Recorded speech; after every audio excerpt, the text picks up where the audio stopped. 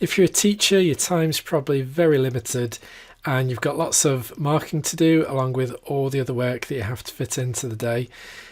So hopefully this tool, this tool will help you speed up some of those tasks that you have to do in the classroom. So one of the ones we're going to look at today is how you can automatically mark some work and give it some feedback using rubrics in Microsoft Teams assignments and with the new AI features. So this is an assignment I set earlier. I'll just show you the student view of it so you can see what's involved. So we've got this assignment here with some instructions, but we've created a rubric. We've got a video on how to create rubrics using AI in another one of our videos recently. But you can see here we've got the weighting in here. You can see what the students actually going to achieve at each point. And if I just go back into this assignment and look at the one that we've had returned back to us, I can open this up and I can see the work that the students submitted in this Word document. Now I can open up the rubric and I can select which level they're at and provide them with some feedback on each point.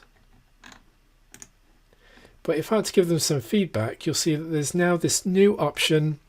It's free for all teachers where I can summarize the rubric as feedback. So it'll look at the content that the student's written, it'll look at the rubric and it will give some feedback for that student. So I'm going to select that. Now don't worry if you've not used a rubric, you can still use the other feature, which is enhance your feedback using Copilot. So you basically write your feedback as a draft, use the enhance feedback with Copilot button, and this will give you the option to perfect it and make that feedback better quality, even if you're not using a rubric. So it's given me some feedback, that's great. And if I want to, I can make changes to it manually, or I can ask Copilot to make changes to it. Maybe this wording is a bit too complicated for the student, so I'm going to ask it to make the wording, simpler.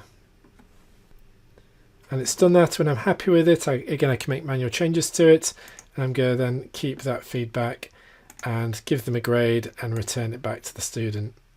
So it's just helping me streamline some of that marking, some of those writing up of the comments, so I'm not having to start from complete scratch.